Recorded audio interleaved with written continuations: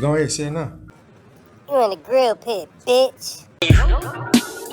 Our distinguished guest, he is more than a scholar, he's more than a lecturer, he's more than an activist, he is a legend, a living legend amongst our people.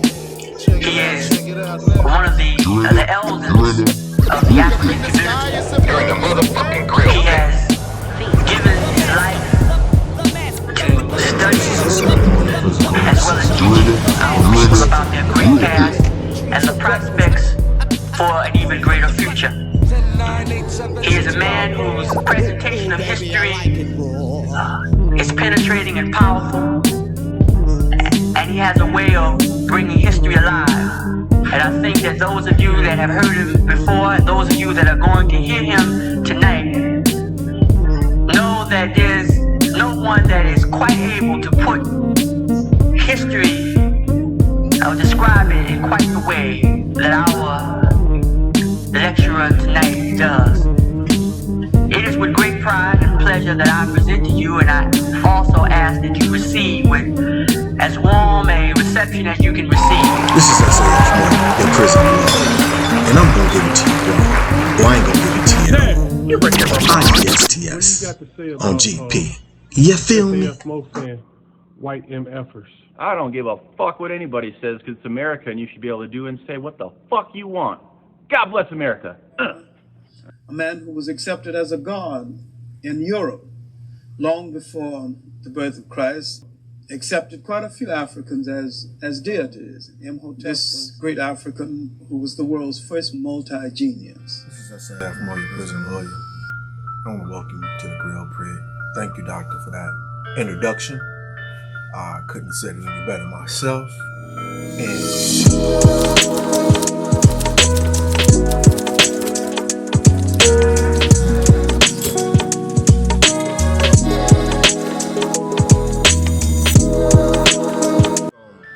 IGSTS, you're in the Grill Pit. Bitch. You're in the Grill Pit. You're in the Grill Pit. What's up? What's up? What's up? We're about to do a quick reaction. First off, this is SAF familiar prison lawyer. I'm gonna give it to you raw. I ain't gonna give it to you all. And IGSTS we trust on GP. You feel me? You dig? With Ron B in the middle. Shout out to them big fellas doing better than people with no fellas. You in the Grill Pit, bitch. What's up? What's up? What's up? What's up? Man, I don't like that. This camera hitting me. Walk a little bit.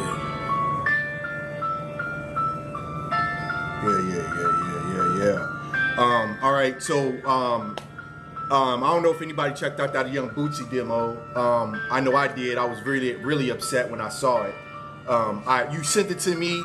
Welcome back. This is IGSTS. This is SAF familiar prison lawyer with my man Ron B in the middle. And we want to react to that Bootsy shit because I really think it's really pertinent. And I saw it. You sent it to me. I didn't watch it initially. Came up on my feed. I was hot. Here it is right here. I was hot. You got the camera on? Yes, camera. I'm gonna stay on it. Take the cover off. No. We doing this. Oh, our 3 cameras. Yeah. I'm not using that until they get on. Hey, step out from the front.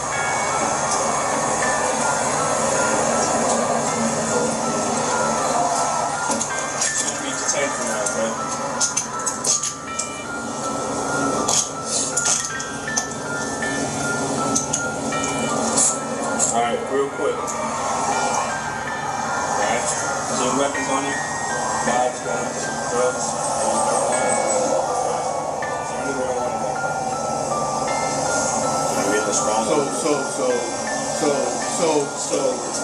So right off the bat, we're asking ourselves, what the fuck is he getting pulled over for? No, right off the bat, you ask, why has he been put in handcuffs? No, that's the second question. Because my first question is like, why the fuck is he getting why are you getting pulled over? Mm-hmm. And then it's like, okay, now you put him in handcuffs. Mm-hmm. I mean, because the pullover is because you wouldn't be able to put him in handcuffs if you didn't pull him over. And they said they couldn't see his plate. That's why they pulled him over, blah. But keep watching. Okay. Watch. You can see the plate. Clear.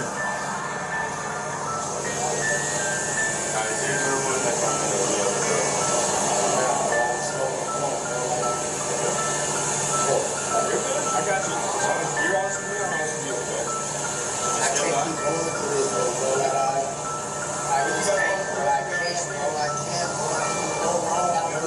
looking at it.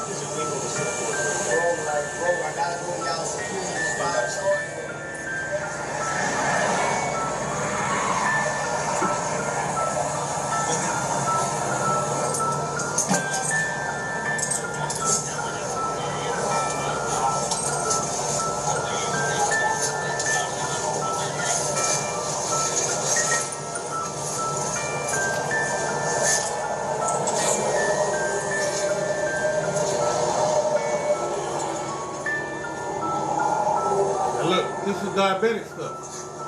Boosie is diabetic. We gonna go to just get to a part because we don't have to go through the whole thing. Cause I'm not gonna show the whole thing. We're just gonna basically show us talking. So if you know a position that you want to see, because we. This is marijuana right here. Small amount of marijuana. Yeah. All right.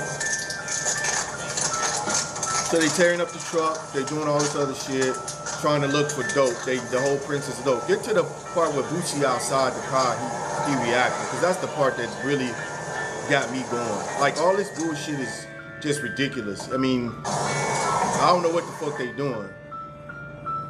It's like, Boosie, when he started reacting, that's when I felt like, the whole time I'm watching, I'm like, well, maybe they gonna find something in the car, maybe they got a reason behind it. So it makes sense up to the point.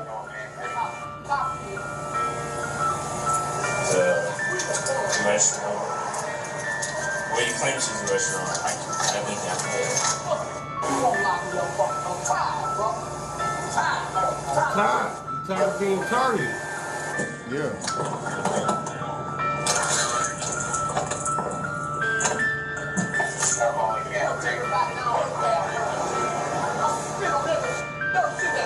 Yeah, okay. So now, I mean, at this particular point, we can. So I saw this, and when Boosie started saying what he was saying, I could identify with his frustration, his anger.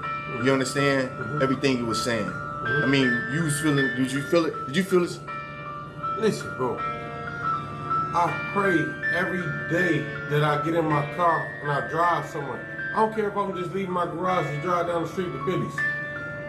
I pray when I get in my car, when I get behind the wheel, because I'm scared, because I don't want the police to target me. I know my color. I know who I am. And I don't want to be targeted. I don't want to go through this shit right here. But I'm saying like when I look at this situation with him, I don't see Boosie talking. I see millions of young black males, millions of adult. Not young, old, middle age, whatever. You black, going through this, going through this, and I feel like right now we're at a point where everybody feels like Boosie. What the fuck are you pulling me over for? You said that started initially with the tags, clearly visible. But they. And I'm gonna show y'all. Show the tag. Show the tag. Show us the tag. It's clear. Because they use these. Because you got this criminal law is showing this, and they don't have any narrative behind it. They're just showing it. I'm not sure who's behind it, but it seems like this is a police. This is supposed to be. Tactic. The platform that it's on. Tactic. The platform that it's on. The reason they're showing it without being critical of it, right? Because they're not saying like, oh, why are they pulling him over? Why are they saying his tags? Why are they going through his car? Why are they putting him in handcuffs? They're just showing it, and then they got Boosie reacting. Watch this. I'm gonna pause it where you can see the tag clearly. You can read every number, every letter, every alphabet. I got a lot of hoes in my house right now. That's what I'm saying. This law and crime platform.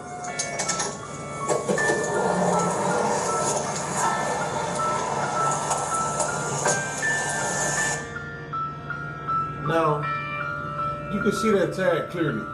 Right. There's another shot. I can't find it right now. But you can see it. You can see it. You can see it clearly. I'm not arguing with the fact. I know what I was saying is about the whole tag. I just want you to show it wanted you to show it so we can say, Look. I could see it.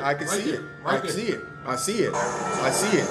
So just if you want to pause it for just a second, because the conversation is, if you want to and try to fast forward back to where Bootsy is agitated. That's the conversation that I wanted to have, and that's my sticking point right there. The reason I say this is a problem because you have all these little contextual stops, right? Dante Wright, the green Christmas tree was a reason. Expired tabs was a reason. Mm-hmm. You know, with you, it's the fact that you have a broken tail light, or your lights was on, or you failed to make a turning signal. Whatever, or your license plate light is not on. Anything. Or anything. Your license plate is covered because it's snowed. Yeah. It's whatever reason they want to pull you over, and the conversation is never about when they run that license plate, what's coming back to give them the reason. Because I'm sure when they ran those plates, his name came back with that truck. Because he's the owner. They ask him who's the owner. They already know who the owner of the truck is. And he was a passenger at the time. He was a passenger at the time, but they knew he had to be in that vehicle. Yeah. So that's the reason they stopped it. So what I want to get, I don't want to digress. What I wanted to get to, and what I wanted to have a conversation is about right now, black men in America being pulled over by the police and policing in the nation and in the state of Minnesota. I call it what you called it the other day, race-based policing. Okay, so race-based policing. Right. So in the state of Minnesota, they're because of George Floyd, they've been having a lot of these sit-down discussions about changing policing. I'll back up one time for you before I get started with this, so you get a feel of where I'm going. I was at Stogie's because I like to smoke cigars. What's up at Stogie's? It's on Grand. So I sit out there a lot and smoke. I was sitting out there with a gentleman who was from, I don't really talk, but I let the conversation come to me. One gentleman was from a Minnesotan who now lives in Haywood, Wisconsin. They were, and there were a couple of guys from 3M, a couple of guys who were investment bank, a couple of guys, we all sitting down, because when you smoke cigars, you attract a different crowd of individuals. Mm-hmm. All Caucasian, and we sitting up there chopping it up. I'm not chopping it up, I'm listening to them, I'm just standing back. So the gentleman, the reason I'm bringing this up, because truly white America only knows what they're being received from media, and they understand that media has been lying to them, and what they want is the truth. This is what I got out of this conversation with that gentleman from Wisconsin. Because when the conversation became my shirt, because I've always wear my grill pitch shirt out. One of the guys from 3M said, "Hey, what's the deal behind your shirt?" And when I told him it was about criminal justice, everybody chimed in. And when everybody chimed in, what I found out about that conversation, that white folks really don't understand what's going on, and they really want the truth. What's wrong with policing in the state of Minnesota? All the wrong fucking people are at the table, and they don't know how to ask the right questions. That's what's wrong with policing in Minnesota. So back up just 1 second.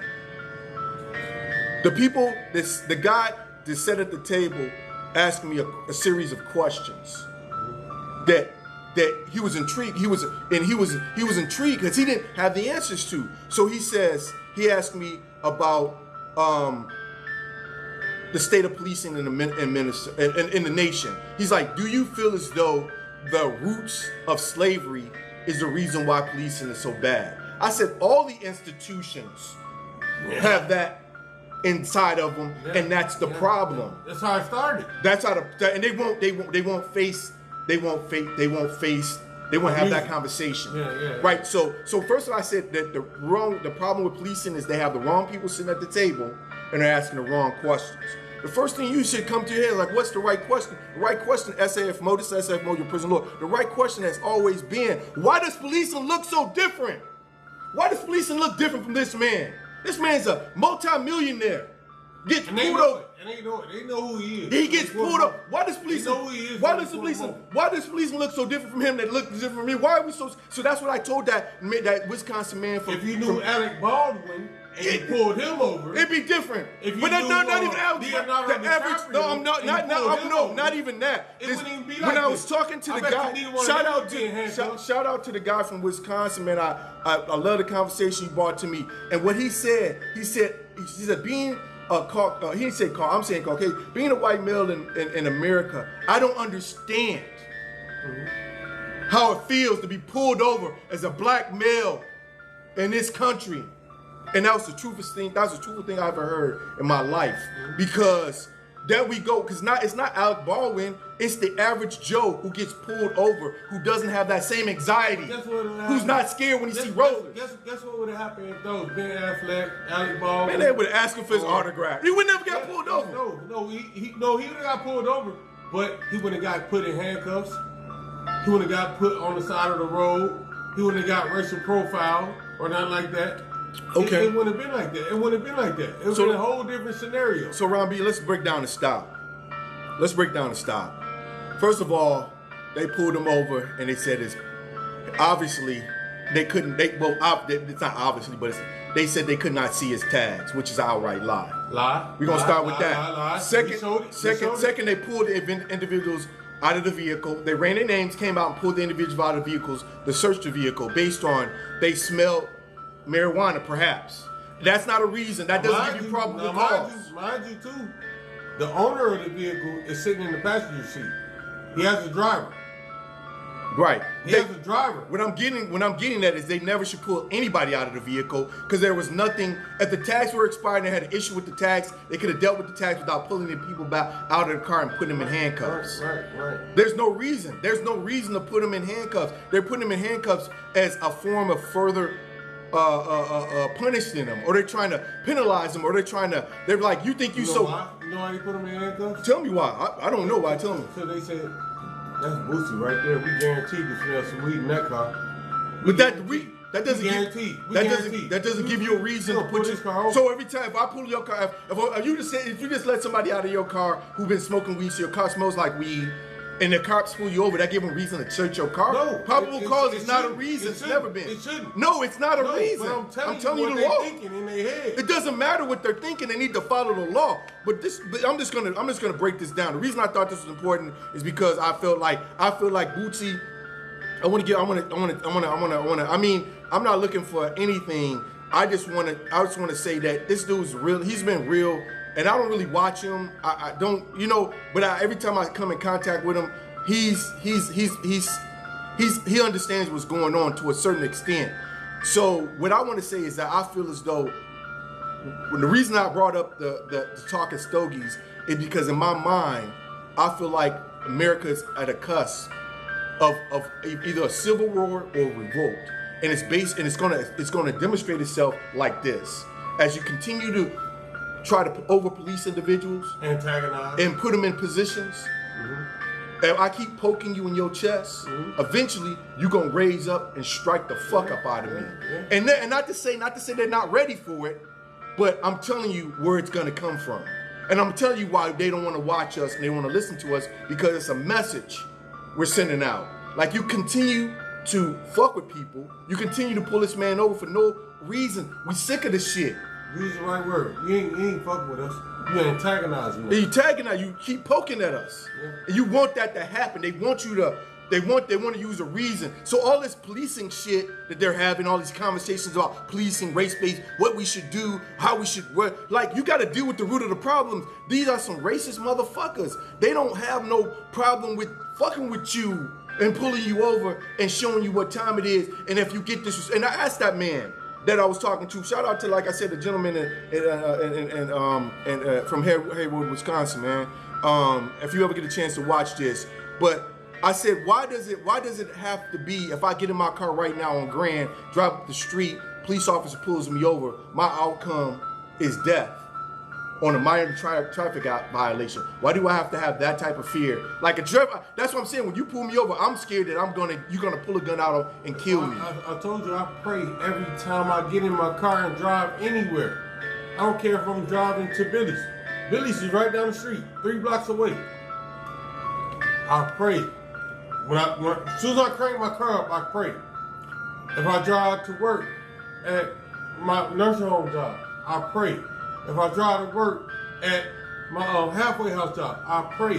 Why? Because I pray because I'm scared. I don't want the police to pull me over, and I don't want to have to be that person that say I got my hands up right here, or because I remember being pulled over before, and the police just come up to the car and ask for the license and registration and stuff like that. But now it's different. It's different. It's different now. Very. Like I gotta be like, yeah. Put my hands up right here and make sure, and not without them even asking me to do that. Right, you have I gotta to. do it because you want to protect yourself. You gotta protect yourself. Yeah, because of my own safety. Yeah, you got like I fear for my own safety. And the thing about it is, I don't want to, like I said, I want to continue with the Bootsy conversation, but I wanted to bring this up and I didn't want to forget it.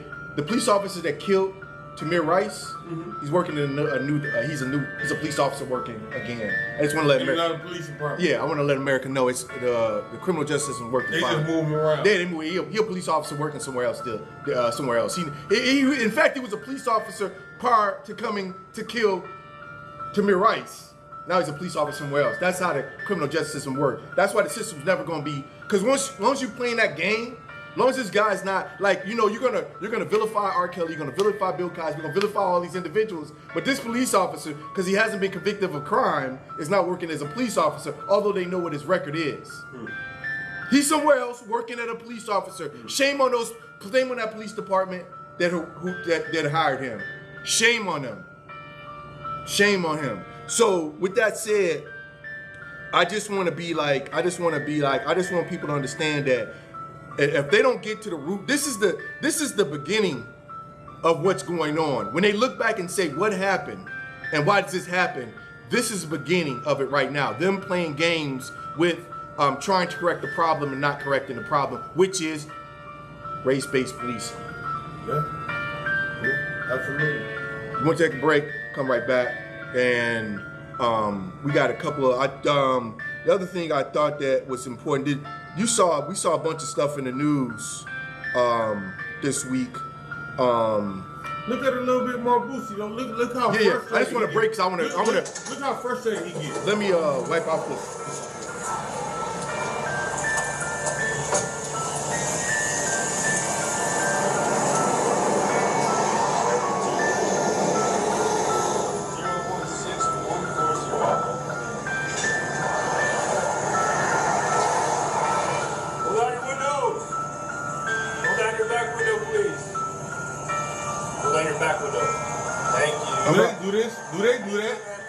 Do that to other people, other races? Roll down your back window and stuff like that? You understand what I'm saying? You're not on camera. Yeah. See that? Now you're trying to act cool, whatever. This I'm not playing all this because I want it to be long. I want it to be short. No. So I'm not playing up. I ain't saying you want it to be long or short, nothing like that. But I want you to understand the gist of what's going on right now. I understand it. That's why I wanted to watch it. Like I said, my main thing was just him wanting to spit on a police officer, him wanting to attack a police officer. I think that's all white America sees out of this. Why are you so mad? We don't understand why is he so mad. Why is he so mad? It was just in traffic, and the police officer just made a mistake. Or whether he made a mistake or not, it doesn't get to the level where they don't understand the frustration. So you're missing the point. The point is not all this shit. It's the fact that this man, the same way once traffic stop attributes to the police officer pulling a gun on you, one traffic stop might be when we blow the fuck up. You know that one traffic stop, he pulls you over and you trying to make it to work, you're running late, you know you need to pay your bills, you don't want to get fired, and he pulls you over.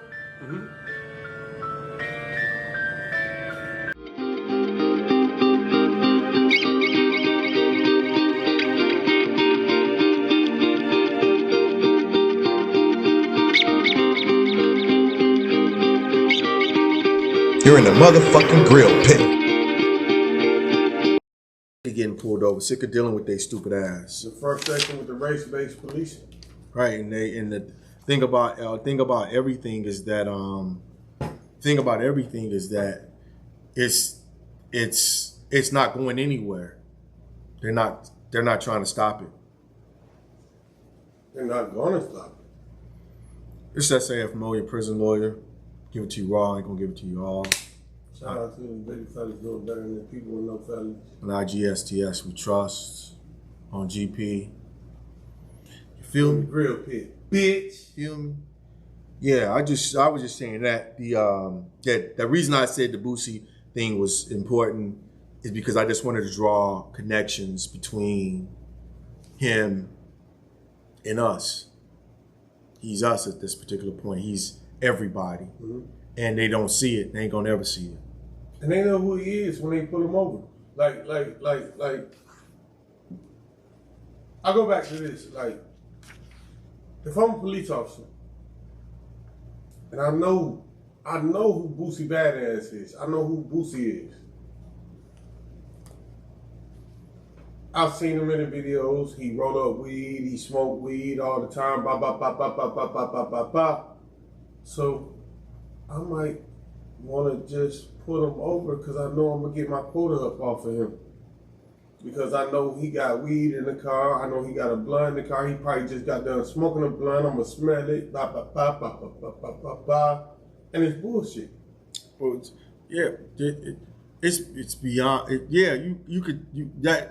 that's the mild version of them, giving them an explanation for what they're doing. A lot of it has to do. Ain't no explanation. That's targeted. No, that's targeted. You're explaining why he's doing what he's doing to a point where I'm thinking. To me, it sounds benign, right? Like, oh, he's trying. I think it's more insidious. I think they have more of a purpose behind what they're doing. It's to frustrate the fuck out of him and let him know that no matter what you do, you still a nigga. Yeah. We can do whatever the fuck we want to do to you. Mm-hmm. Give a fuck how much money you got in that seat. Mm-hmm. I'm a police officer. I make less money than you make. Well, watch what I do. I'm gonna pull you out and I'm gonna put you in handcuffs. Mm-hmm. Cause I can, and you can't do shit about it. And if the roles were reversed, like, say for instance they pulled over Justin Bieber, it wouldn't happen. I bet you he wouldn't have been in handcuffs while he's sitting on the side. There was no reason. There was no reason for them to have that man in handcuffs other than to humiliate him, to browbeat him, and to make him feel like he was less than they were. You seen people riding by. Of course. Saying, hey, Boosie, hey, and shit like that. They did that shit on purpose. It was a purpose behind it, and they wanted him to, like you said, they know who he is. But I didn't really want to get into all that. I just want to get into the fact that he's frustrated. We all are frustrated with these police because you keep putting them in our community. You keep making excuses for them. They should not be in our community. They should not be pulling us over. I pray every day I get behind my wheel. And the reason why the police don't pull me over. And the reason why they let crime get to the point is because you damned if you do and you damned if you don't, fucking with them. It's like a motherfucker who's got money and he can control your life. I'm afraid of the it's like a person who's got money controlling your life, right? You damned if you do, damned if you don't. Yeah. You ask me for some money, I'm gonna shit on you. Don't ask me for money, you starve. What are you supposed to do? Me as a black man, I'm afraid of the moment that the police pull me over.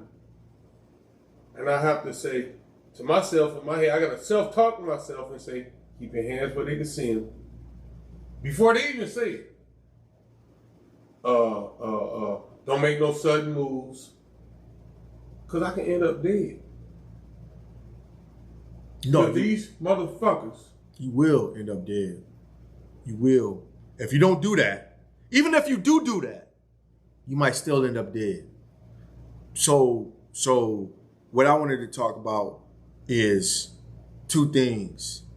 Personally, I believe today, because I believe that I just told you Tamir Rice, the person who killed Tamir Rice, that offender that killed Tamir Rice is now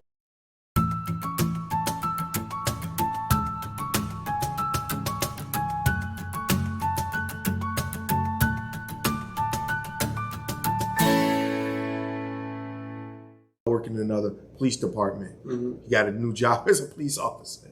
At a whole nother police department. And it's a shame on them. They just move them around. Just move them around, right? So, the other thing about it is I believe personally that the reason I brought up Boosie, if this situation they don't correct themselves, not the bullshit they're doing now with all this, no, you have to dismantle that system. They doing that, it's going to be a civil war. Not a civil war as you think, but it's going to be a retaliation between how the police officers are treating individuals within these communities and the community itself. Mm-hmm. Because people are too wise now. They're not like 1960s, hoping for change, willing to work with it, all that shit now it's been 40 years later, 60 years, all that shit done changed. So we already been through all those hopes and dreams. Now it's time that people are frustrated like Bootsy. And you're going to get somebody who's frustrated. You're going to get a group of people who are frustrated. And you're going to have a problem. Check them out.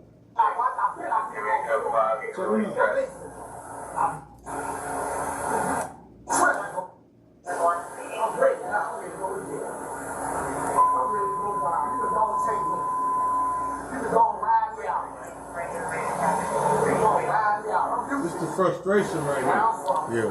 Now,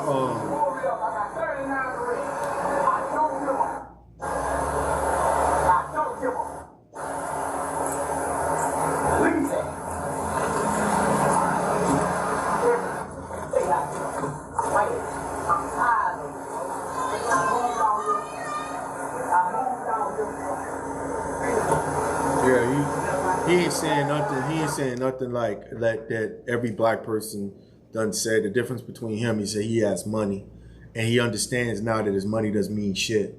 That's exactly what's going on. Mm-hmm. What I wanted to say is two things. I just want to move on from the Bootsy conversation because, like I said, it's just, to me, it just hurt me to my heart to see that occur. Mm-hmm. Not because he's just as a person who called themselves black in America, looking at another person who calls himself black in America and how we have to be treated. And like I said, go back to the conversation with the gentleman who's designated as white in this country. His conversation is like, they don't understand. They do know that they're reverse the roles. Let it be Justin Bieber that get pulled. No, I'm just saying, no. It wouldn't have been like that. No, that's understandable because he's a big star. But the average white person doesn't have to put up with that shit. Then it would have been Ricky Martin. It don't have to be a star. I'm telling you, the average white person, the reason you having a problem, because forget them stars. The average white person is not being pulled over or worrying about the police pulling them over. Like Buddy said, Robert just said it. His main thing is, what am I getting pulled over for? He doesn't have to think about whether or not he's going to walk out of that minor traffic stop dead. Mm-hmm. You have to. Why is it so different? That's the only reason I bought the Bootsy. Why is it so different? Why is this do? And it's not uncommon. It's not like I can't relate. Like if anything, it should be showing them, pulling them over and letting them go. Oh, you're a superstar. Can I get your autograph? No, it's totally different. He got frustration built up with that. They pull him over for the autograph sometimes. So what I wanted to say about everything, SSF Mo, your prison lawyer, subscribe, watch, listen, like, check us out. Follow. Yeah, I was gonna say, I have this understanding that the Kardashian family in general is the reason why black women feel good about themselves and the reason why black men like black women today. Explain that. You want me to say it again? Explain it. Yeah, explain that. The Kardashian women are the reason black women feel good about themselves. And the reason black men have recommitted themselves to black women. Strictly, understandably, the Kardashian women. What? I get it. So I get it. I feel like that personally, that the Kardashian women have done that. Because if anybody gave a black woman the ability to say, I'm proud to be black, it was Kardashians. You know? So, with that being said, you know, a lot of people might be like, oh, what are you talking about? The Kardashians, this Kardashians, that. But prior to the Kardashians, black men always liked women with big asses, but it wasn't a popular thing. Mm-hmm.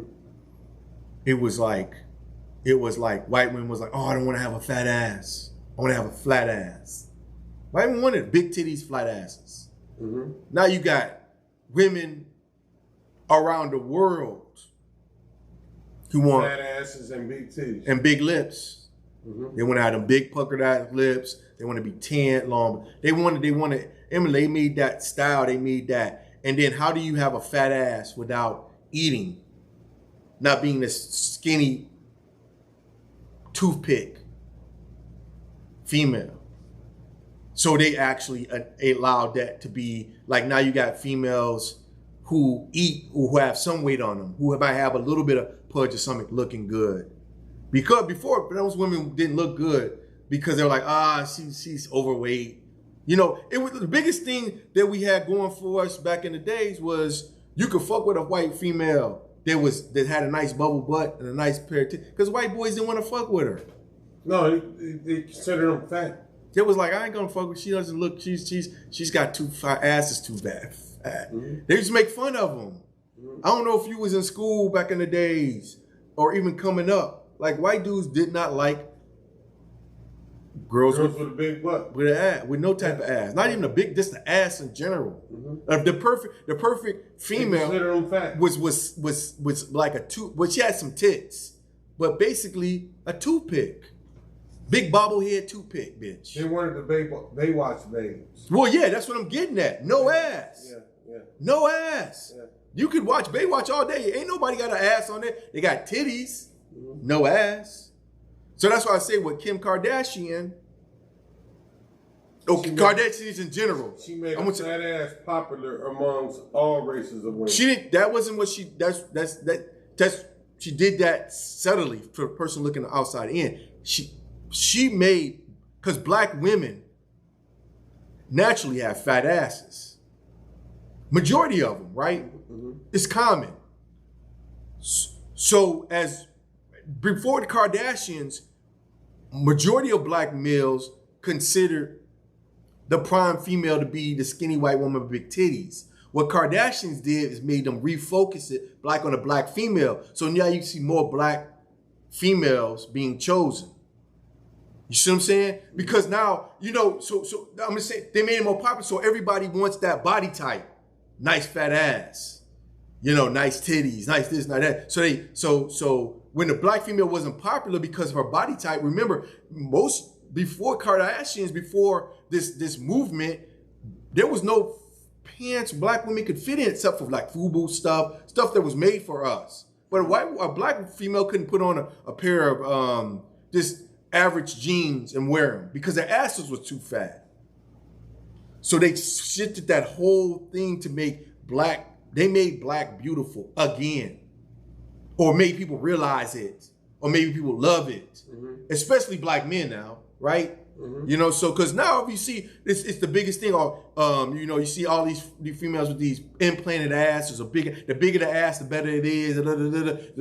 That shit was not the conversation before. Go to the strip clubs. I mean, down south, it never was shipped down south, but up north, popular magazines, TV shows, that's all you seen. Nowadays, you can pop on the TV. Nice. Yeah, you'll see a bitch with, man, you'll be like, damn, whew, you know, pretty as, you know what I'm saying? So I like to say that, like, I like to say that, think that I can say that without feeling like anybody will feel like I'm making something up or trying to bring the Kardashians to a conversation. I just made it as an observation. I just looked around and was like, man, you know, since they've been on point, they changed the beauty and they changed it pro-black because they're Armenian and they're blacks. They're mixed. They're white people who tan. So they look black. They look like a nice light-skinned individual. That's how they would look. So that's another thing why they can really pass between the two. They're not that whatever white. The other thing I've thought about too was the fact that I felt as though if Malcolm X was alive today, these deranged black folks would kill him. I bet they would. I feel like they would. Because his message is not the radicalness about his message. It's just his message was at the right place at the right time. Right now, if he starts talking that shit, especially like with Charleston White and individuals being out like that, like if Charleston White is the side all the way over here, then you have Malcolm X on the other side, and I would consider ourselves not Malcolm X, but just telling the truth. Charleston White is an idiot. I'm just saying, like, if you let a Charleston White could not exist in a Malcolm X climate, nor could a Malcolm X exist in a Charleston White climate. Why am I saying that? At the time, you never really seen Charleston Whites around a Malcolm X time. You'll see a Martin Luther King, but not a Charleston White. He was not popular. What you see now, Charleston White. What don't you see? A Malcolm X. You don't see a Malcolm X. Let me show you what this stupid motherfucker said. Now, that same week, Stephen Jackson checks in to O-Block. That same week where you're screaming Tuckerville, he checks in on O-Block. What was your whole thoughts on that? I don't know what the fuck they talking about. He bragged about it. This $1 million nigga saying, yeah, he pushed this narrative that men have to check in with boys. This is a grown man with kids, and not only that, a multi-millionaire with a extremely large platform checking in with boys. And he made it seem like if you can't do this and you don't do this, you ain't real. He ain't no different than a nigga coming home from prison saying, yeah, nigga, if you don't go down there and walk the yard like I walk the yard and fuck your two-pump and have a nigga washing your drawers and running the game, you ain't no real nigga. That's the narrative he just pushed. It was a sad sight to see. And what narrative did he push? To be Uncle Tom? No, I mean, this is what he's basically saying is like he could call anybody on anything if he don't have juice. Like if he went down there and checked in, he would be like, I went down there, I checked in. Yeah, I got, motherfucker checking in and doing all this stuff. That's just juice, right? He's like, I got juice on the streets. I can go check in, and I got juice, whatever. And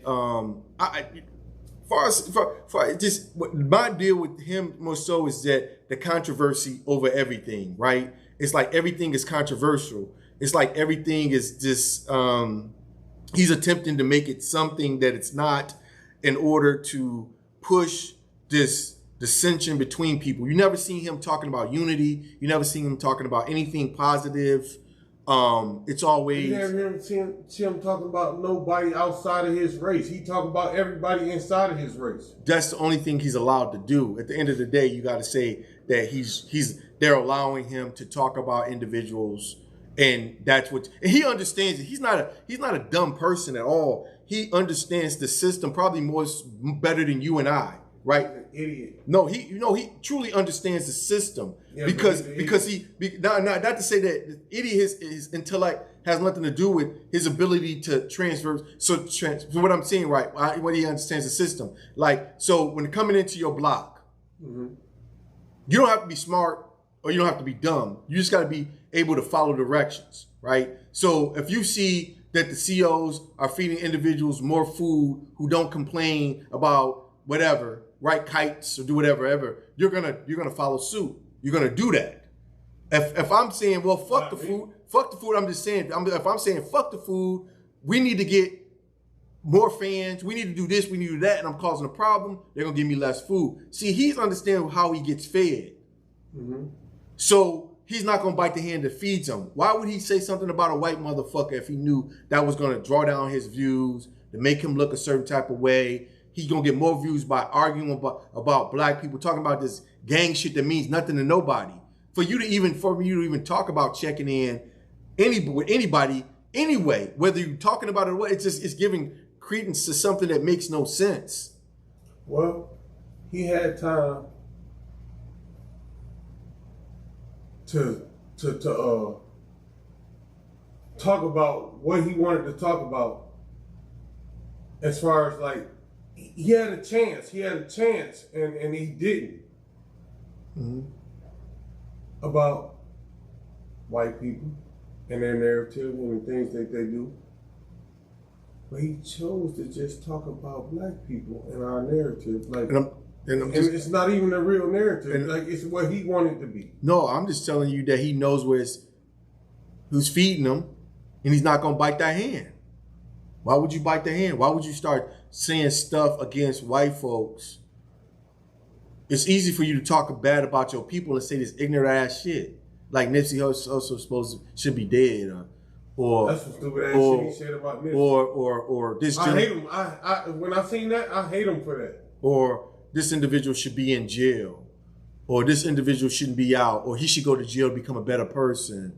But you never critique the system that put him in prison, or never critique the people who put him in prison. See, that's what I'm saying. That's why I say. That's why you can tell. That's why I can tell. No, it's that in itself is a problem, because you can never tell me to watch him, or never. It's not like I can't get anything out of him, but there's nothing that I could watch from him, because I understand now what he's doing. You can learn a lot from him, dummy. I'm not. It's not a question of whether. It's not a question of whether I can learn anything from him.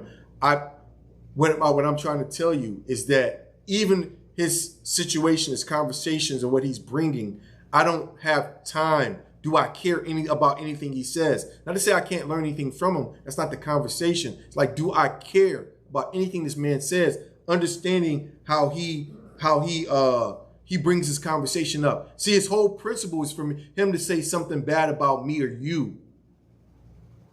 I learned from him.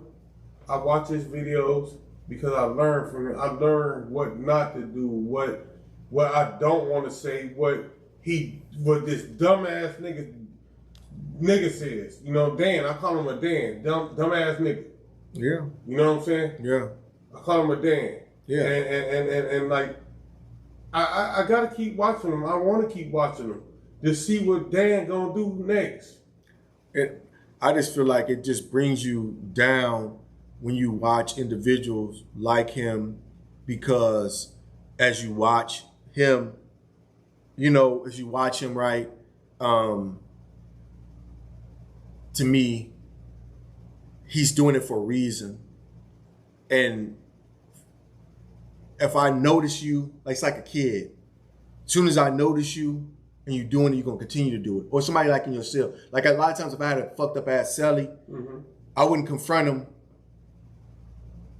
initially if I knew, say I was getting ready to go to school and I had an application in and I just didn't want to, if it's a short-term living confined, if we just get in, I don't know how long we're going to be here, or I'm here and I know I know I'm going to school, I know I'm already in school, I know I have to finish my whatever I'm doing, or I'm a tutor or whatever, and this is my living arrangement, then I'm going to have to let you know. But if it's a situation we both come into the block and we just fresh off the bus, and I applied for education, I got a fucked up ass individual who I'm dealing with, I'm less likely to confront you, because I'm hoping that whatever you're doing to irritate me, you get fed up of it and you move on of doing it. How about you're in prison and Charleston White is the head orderly up there, and I had Charleston White. He's been that. You know what I'm saying? Charleston White has been.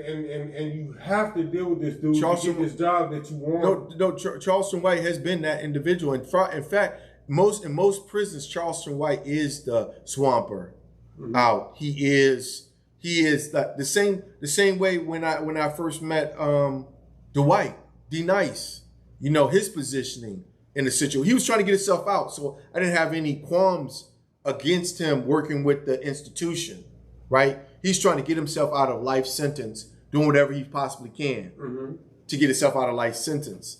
So So in the same way with Charleston White, I've never said I had a problem with Charleston White. Keep doing what you're doing.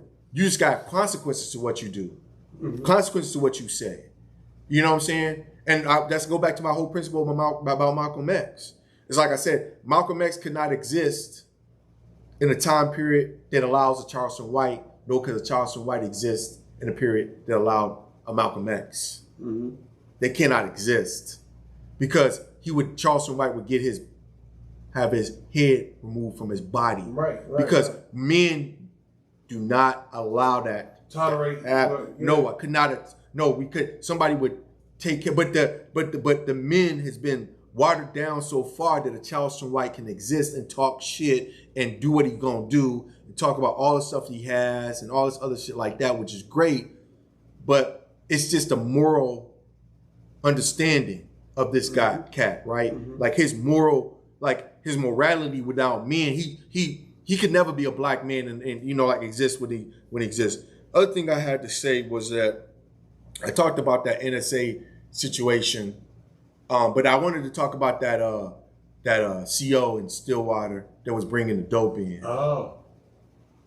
Because we always had a conversation about the dope and how it comes into the prisons and stuff like that. And it's always been my position that majority of the dope that came in, I know it's other ways for it to come in, but majority of the dope, because she was bringing in a lot of dope, man. That's how it get into. She was bringing in a lot of dope. How do you think it gets into the country? Well, of course, it's not manufactured. Right. Of course, we know they bring it in, and that's what because that's okay. So I brought up the NSA, and I told you that the NSA said that during the marches, George Floyd marches, anything, anywhere, anything they could figure out. If anything went on, they knew about it. They could see it. You know, how that was coming about, I'm not going to speculate. I'm just going to tell you there was nothing that was done during the George Floyd march, none of those riots, anything like that they didn't know that they could get access to, and they could bring those people up on charges. Right. Okay. With that being said, I told you before about the drug gang. And I told you before, it just strikes me as like, wow, that you're going to tell me you're going to go get some dope from somebody. You're going to take that dope and you're going to sell it on the street. Whatever you're going to do, however you're going to do, not even on the street, you're just going to sell that dope. And you're going to make money off of it and you're going to be profitable with it. But then you can tell me a person been doing it for the last 10 years. But you're going to tell me that they don't know about that person. That person not working with these people. Person got to be working with those people. Based on the technology of today. It's not 1983. It's not 1995. They know. They have to know. Because. Or they think they know. Huh? Or they think they know. No, they know. Because everything revolves around this right here. What if you ain't using that to sell? What else you going to use? What? What you going to use? People got burner phones all the No, you think a burner phone, they don't know what's going on a burner phone? It's not in your name? It does not matter. It's not in your name? It does not matter. It does not matter. It doesn't have to be in your name. Listen, okay, you got your burner phone, right? You've been doing business for 15 years. Every week you buy a new burner phone. Every week you send somebody new to get your burner phone. You covering all your angles. All your angles covered.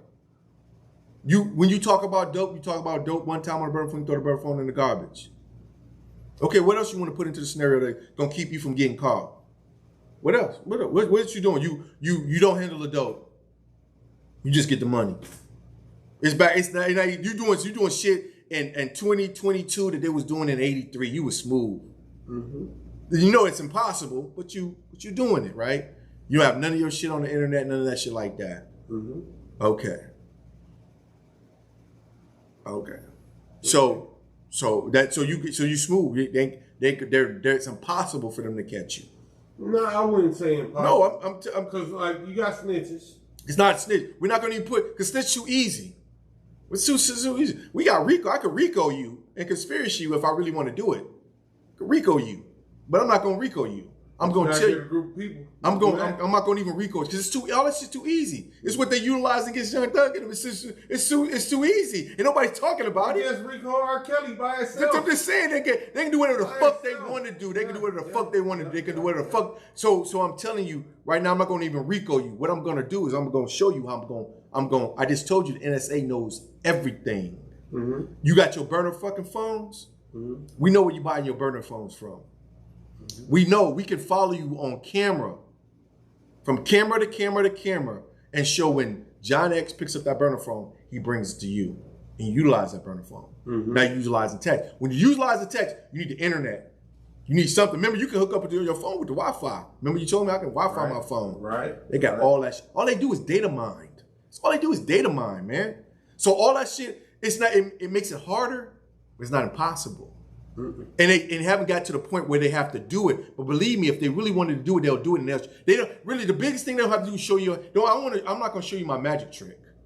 I'm going to make you think. You know what I'm saying? I'm not going to show you how I do my magic trick. Right? I'm just going to keep thinking you. Because remember, if you get to a particular point, if I'm selling dope and they run up in my crib and they be like, we just caught your driver with $15,000. The driver's telling you'll never know the magic trick. Exactly. The driver telling you gonna hold time. The driver done told. Exactly. So I don't do life in prison. Exactly what I just said. They got snitches. Well, I'm just telling you. You think I'm mad at the snitch, but realistically, they had me already. That's how they got the driver. That's how the guy was coming across. But you'll never know the magic trick. That's what I'm trying to get you. Just like who's to say that the NSA is not doing? The reason they got Young Thug up because they ran his phone. They got his conversations. They supplied the information to them. But now you got a snitch. You don't need it no more. You don't need it no more.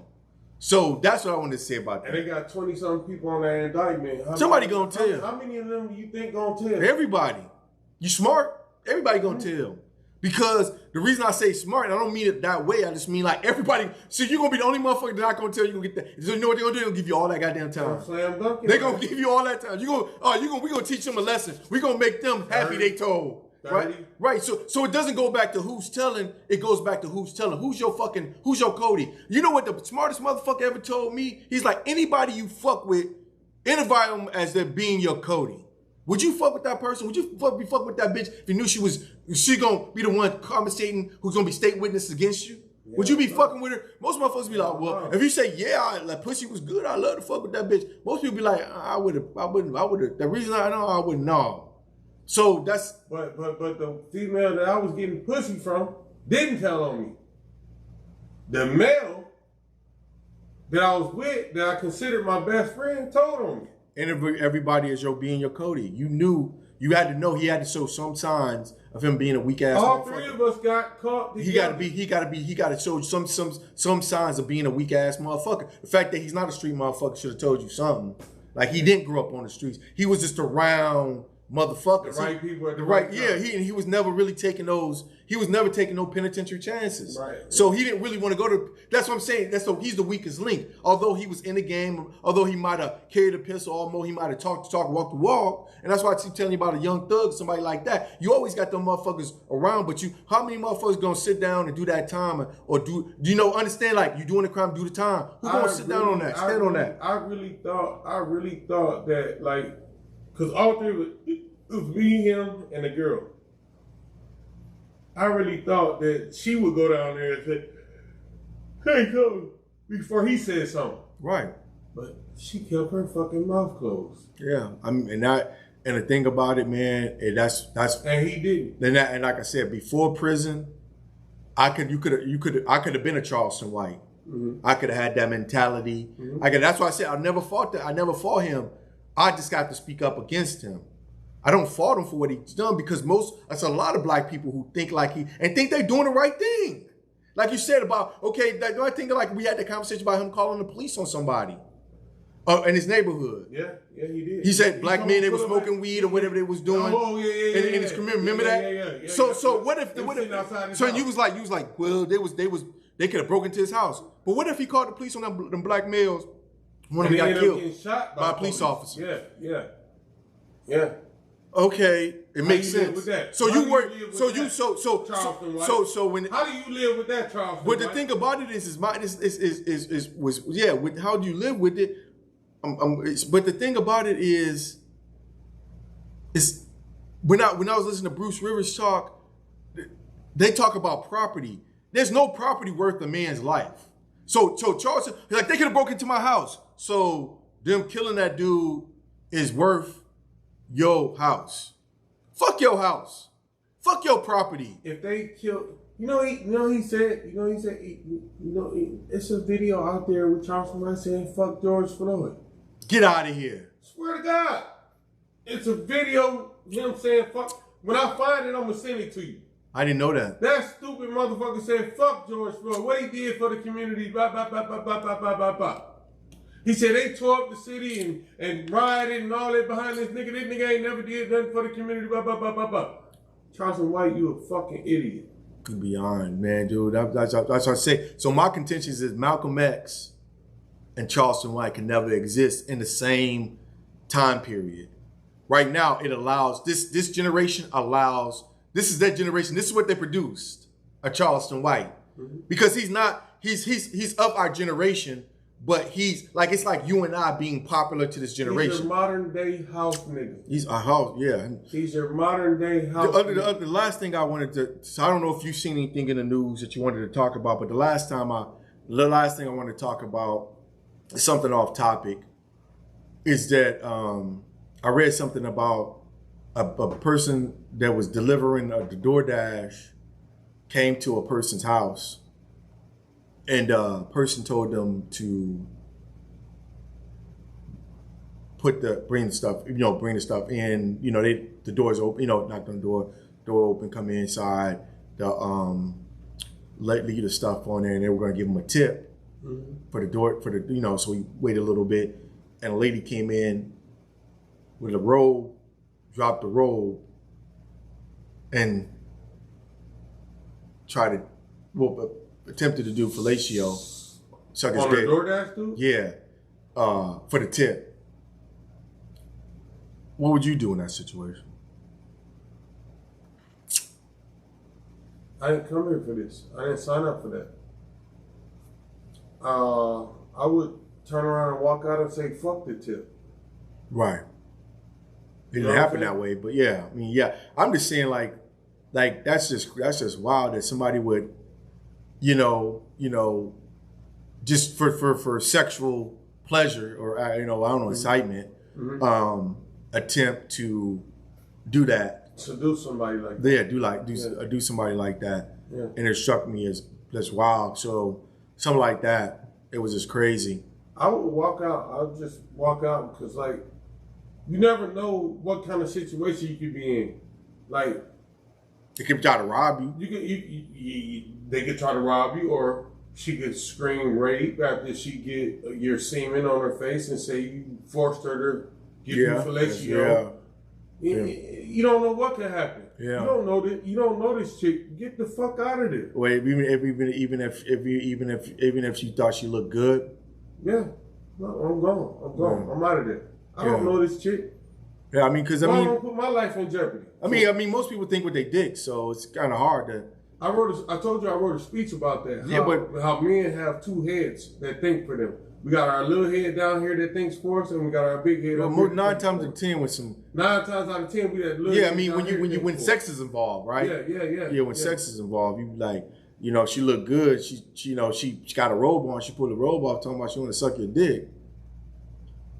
Well, I'm good. I got my hand for that. I can do that. I can satisfy myself. I'm just saying. I got my hand for that. I don't know. I mean, y'all motherfuckers let me know what y'all would do if you were door dashing. And I mean, she doesn't have to, she's not 18, 19 years old, and she's not 50. But she's not 50. So she's of age. She's of age. She looks decent. What? I'm putting my freedom on the line. That's you. That's you. I'm asking the audience. I'm asking the people. I'm asking my freedom on the line. No, I'm just asking the people. Like, what would you do when you're placed in that situation? You go to deliver the DoorDash to a female. You knock on the door. She's home alone. Knock knock. Oh, knock knock. Hey, come let you in. put the food down. I'll be down in a second to give you a tip. She comes down, robe on. Hey, I'm good. You know, let me get a tip. Ron B said he good. And I decided, like I said, I just read something like that. It struck me as like, wow, you know what I'm saying? I mean, I can see how people would fall for that though. I mean, that this is younger me would have. Yeah, I'm just saying that's with maturity. Comes with maturity. As I grew, you know, what it's I'm maturity. Like, hell no, yeah, it's got to come with maturity because, like I said, I mean, it's icing on the cake. I mean, it's the thing that like you know, porn videos. I mean, like it's like, you know, for a young kid, like maybe 18, 19 years old, it's beautiful. You know, especially you got some older broad. Trying to. I don't let my dick lead me down the alley no more. That's good. You know what I'm talking about? That's good. My dick will not lead me down no more straight alleys no more. Yeah. So what did you see? You see anything this week you want to talk about before we run this up? No. Yeah, you didn't send me. You didn't really send me anything. I sent you everything that I wanted to talk about. We wanted to say something about that dude that got killed in the window. Oh, yeah, I sent you that video. Yeah, so you said that you kind of half and half. It could have went both ways. Like, okay, first of all, this guy was shooting into apartments next to him, and the police, they got involved and they got everybody evacuated from the building, got them out. But then this Dan, dumbass nigga, decides after 6 hours to bust the windows out with whatever he had in his hand. They don't know what he got in his hand. It's a sniper on him. Decides to bust the window out and stand in the window and gets himself killed. By the police. That's why I say I feel a certain type of way about that because I've seen them do standoffs and have standoffs with individuals, and they could have probably brought them down. You know, I they could have hit him. I think they didn't have to shoot the kill shot. Right. I don't think they had to shoot the kill shot. They could have even busted into they could have shot him in the leg, shot him in the hand. You got a sniper on him. Yeah, and I mean, who gave that call? You know, but at the same time, you don't know who he's finna hurt because he's already been shooting through apartments. But he might have ran out of bullets. There's a crowd outside. He didn't shoot into. They don't know if he ran out of bullets or not. Though. Well, he never shot into the crowd though. He never shot outside the. So it's kind of hard. He never shot. If I can see if he shot outside the apartment he was standing in. He shot at the police through the door when they knocked on the door.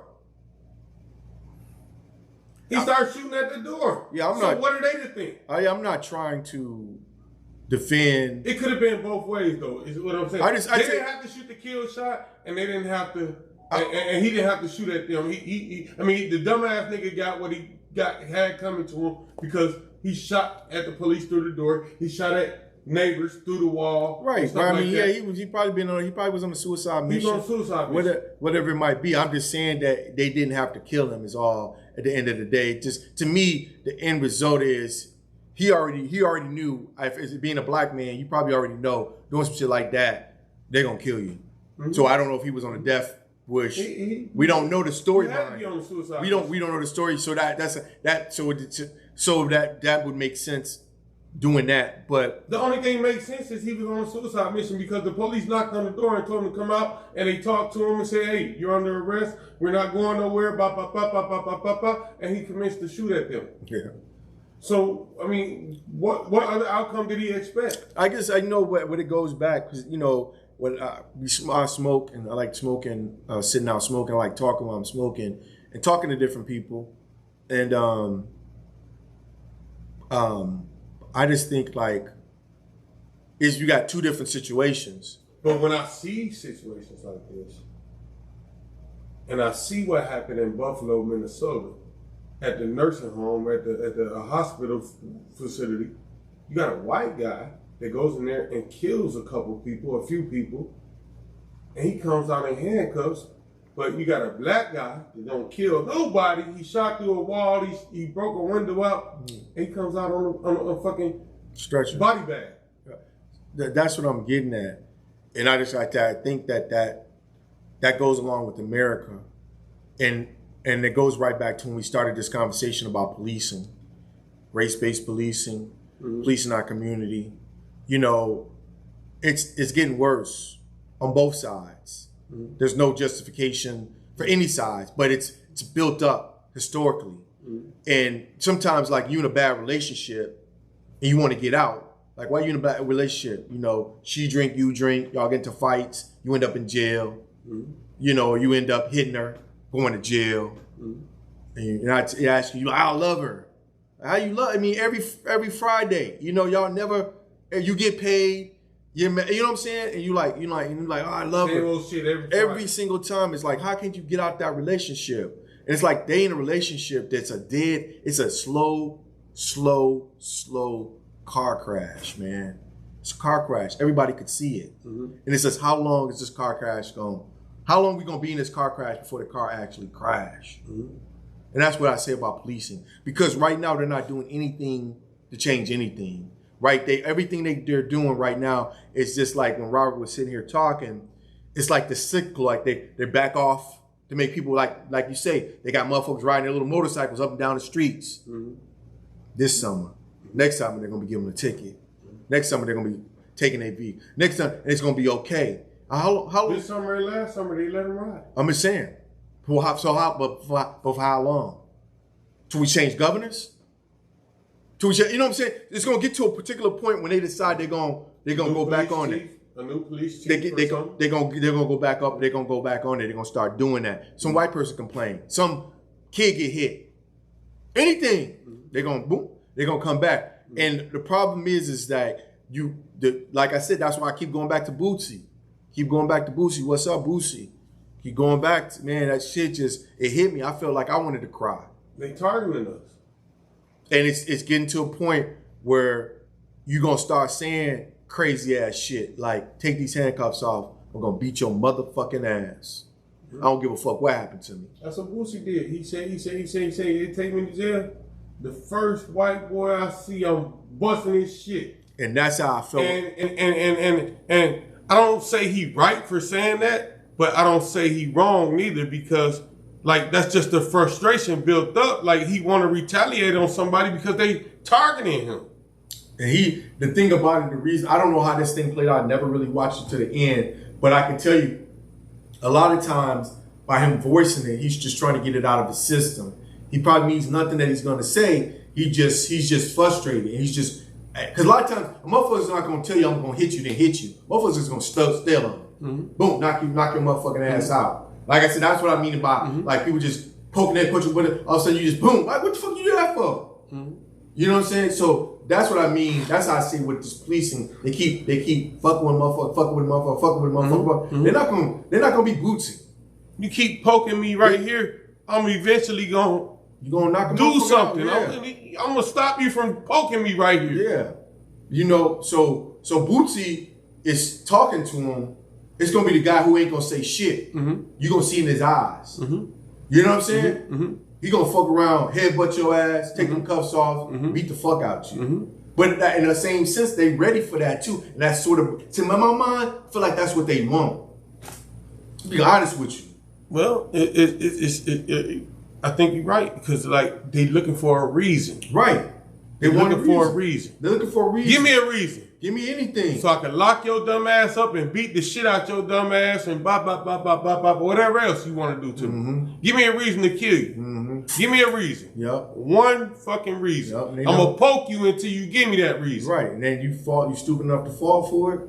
Yeah. They got everybody in the world saying that you were wrong, because especially after George Floyd, when they showed their hand, they hate showing their hand. They showed their hand on TV.